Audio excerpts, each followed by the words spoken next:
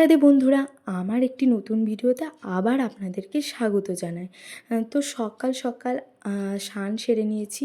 এই যে আলপনাও দিয়ে নিয়েছি ঘরদুয়ারে, কারণ আজ হচ্ছে বৈশাখ মাসের চতুর্থ মঙ্গলবার। আর আমাদের বাড়িতে মঙ্গলচণ্ডী পুজো আছে। আমরা মঙ্গলচণ্ডীর ব্রত করি, এই বৈশাখ মাসের ব্রতটা করি। এটাকে হরিশ মঙ্গলচণ্ডীও বলে। তো পুজো সেরে নিয়ে বই পাঠ করে নিয়ে আমরা আজকে আবার চলে যাব মা মঙ্গলময়ী মায়ের কাছে।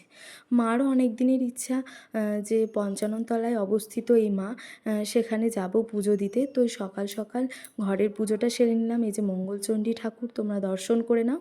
আর এই যে মাও জপ তপ সেরে নিল। মন্দিরটা একটু আমাদের বাড়ি থেকে দূরেই আছে, তো তাড়াতাড়ি করে পুজো সেরে নিয়ে চলে যেতে হবে, কারণ মন্দিরে পুজো বসে যাবে। পুজো তো হচ্ছেই, আবার যদি ভোগের সময় হয়ে যায় তাহলে একটু বন্ধ থাকবে খানিকক্ষণ। আমরা এই যে বেরিয়ে পড়লাম মন্দিরের উদ্দেশ্যে। তো কী বলবো, মা মঙ্গলময়ী চেয়েছিল বলেই হয়তো আজ যাওয়া হয়েছে মায়ের কাছে। মা যেদিন চাইবে সেদিন মায়ের ডাকে সত্যিই যেতে হবে। মেয়ে যে কিছুতেই ওপরে উঠছে না মন্দিরে এসে, ও নাকি টিপ নেবে। তো এই যে দেয় না কপালে তিলকগুলো, অনেক সময় এই যে ভোলানাথের, ওগুলো নেবে, কিন্তু ছিল না। তো মা বলল যে ওপরে চ, মন্দিরেই টিপ দিবে পুজোর শেষে। তো তারপরে গেল উপর।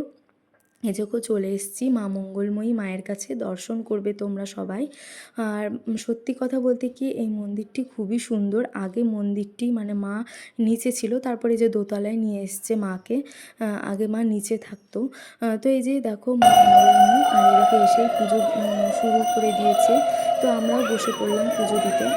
পুজো টুজো দেওয়া হয়ে গিয়ে মন্দিরটা বেশ ভালো করে দর্শন করে নিলাম। এদিকে আছে বাবা ভোলানাথ, আর একদিকে আছে রাধা গোবিন্দ।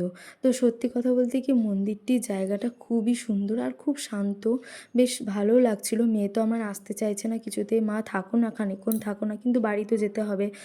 বাড়ি এসে খাবারও বানাতে হতো, তো সেই জন্য বলছি যে তাড়াতাড়ি চলো, মেয়ের খাওয়ারও টাইম হয়ে যাবে। তো এই যে যেতে চাইছিল না, তারপর মন ঠিক করে বলছে চলো এবার বাড়ি যাই।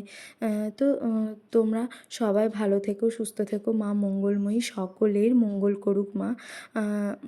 সবাই ভালো থেকো তোমরা। চলো আজকের মতো এখানেই ভিডিওটি, টাটা।